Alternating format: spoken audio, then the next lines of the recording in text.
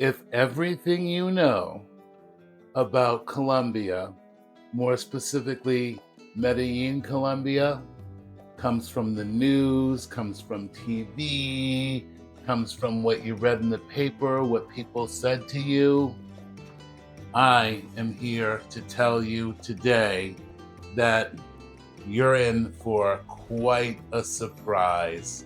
And I think you're about to have your mind blown or your mind changed pretty quickly here. No, I wasn't around any gangs. I didn't hang out with any cartels. There wasn't a bunch of cocaine. It was incredible because the people there, the beauty of this city, and how accessible everybody was just incredible. This should blow your mind. So I went to Colombia for a special reason, and I'm about to share that here with you. But I will tell you, I had nerves at first. For my whole life, I've been hearing how dangerous Colombia is. Medellin, Bogota, the drug capitals. Not at all. What I saw in Medellin was beauty. Like I said, the beauty of the people. This is meal prep week or day. And the beauty of the city of Medellin. It was so green. Just everywhere. Everywhere. It was green and people smile at you.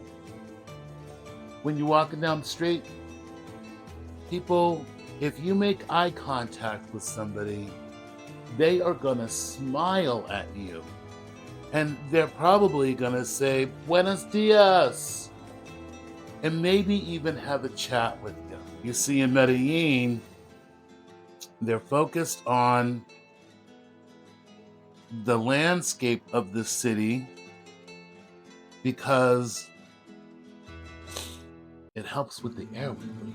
One of the communities that I went to when I was there, which isn't as green as the downtown area, which is quite typical, as I educate you here. In a lot of these Latin American countries, and I presume in other places in the world, the further out you get from downtown, the less you are going to see a finished quality of the downtown. And in Medellin, they have a deal where you can actually own your own home and call them and the city and say, hey, I'd like some greenery in my yard, and they're going to deliver it to you. There are buildings with patios where people literally have their patio balcony like just overflowing with greenery.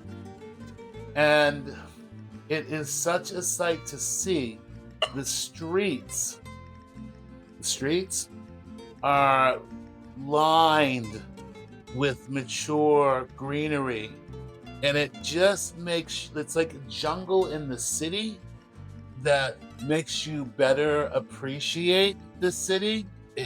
I can't explain it. One of the other things, they have a river that goes through the middle of the city, and on that river, as we were there, they had a whole I think they celebrate Christmas a little longer than we do. I think they might be on the Julian calendar. And so they have this thing about the three wise men. And I probably should have paid better attention to that. But I didn't get the full story. But as my friend Michelle said when we were there, it'd be tough for her to think that she'd run into three wise men anywhere anymore. And this is what I'm going to explain to you about why I went.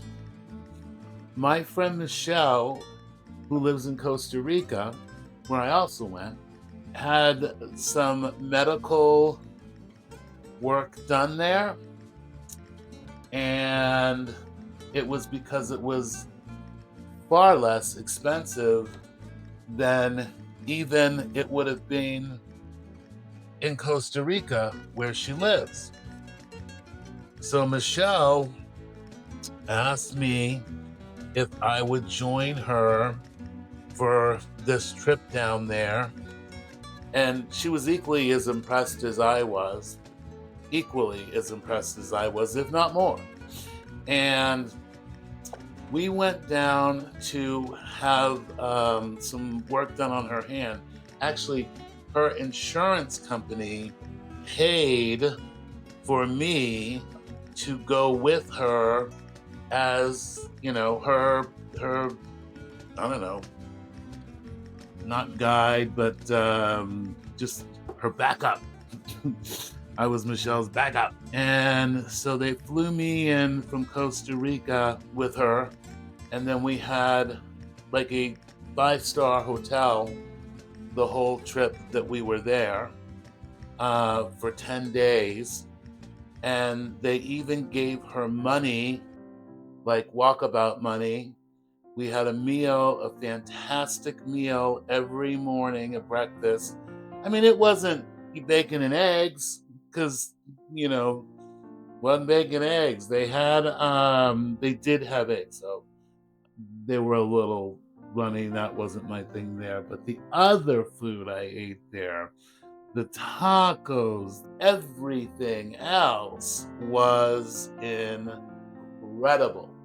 Absolutely incredible.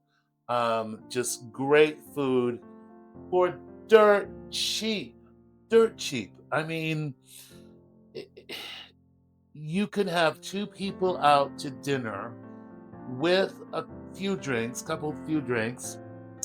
and a real entree and even an appetizer for like $40, maybe a little more.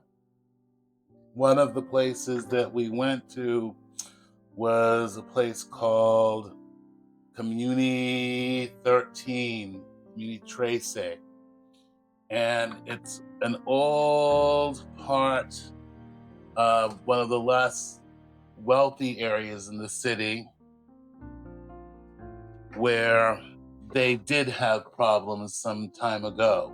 Semblance of these problems represented itself in a lot of graffiti that was in that neighborhood, like everywhere. And what that graffiti did was it made it so that when tourists went into that neighborhood over time, they really, really started appreciating the graffiti. And this neighborhood, this Community 13, became well known for touristy stuff and little graffiti trips. People go in to see the graffiti. And over time, what this did was it redeveloped this urban neighborhood into a place where people wanted to go. And it got the people who lived there business, and it made it, and then they decided, well, we need to take it up a notch further. So they ended up putting cable cars in from the city up to this community. It revitalized a whole community. It made it a thing to go there for other than drugs and or to do graffiti. So after time, as this community grows and there's now tourism in it, they decide to take it up another notch. That next notch was them building or incorporating escalators up the side of the mountain. So now we've got cable cars bringing you from downtown out to Community 13. And now we've got escalators helping you up the mountainside, which I appreciated, to walk to the top of the community. Music all around, art, people just enjoying themselves. And it was amazing to see a community like that thrive, because I lived in Brazil back in the early 2000s, and the favelas that were up the side of the hill on the mountain across from the city in the basin were a place where people, and there were favelas in the city there too, but they were a place where people basically went to slave until they died and moved on, right? So now you've got people going to work, supporting their families because they can get to a place where they can make money faster or make more money. You've got these beautiful graffiti installations. You've got tourism. And like I said, people are happy and they're able to live decent lives. So what is my take on Colombia? It is a vibrant city with music and people who are sweet and who appreciate it when people are sweet back to them. They are probably the most intense dog lovers I've ever met. You can go anywhere with your dog there pretty much. And what this makes me think about, or has made me understand, is that we'll be told a lot of things in our lives, a lot of stories about places, a lot of stories about people, and ultimately, I think it's about time that we rewrite the story on Colombia,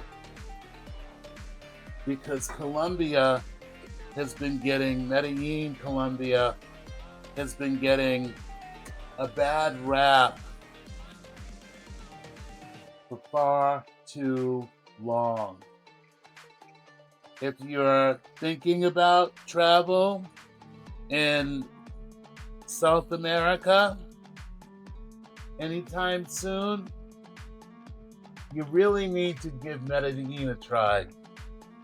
Now, I'm going to ask you to do one more thing for me. And I bet you know what it is. I'm going to ask you to please like,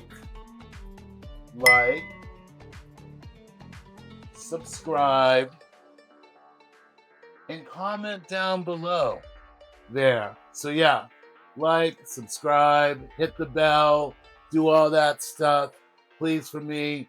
It'll help keep me going. It's motivation. It really is. I watch more people, one by one, two by two, join my channel to see what kind of stuff I've got cooked up.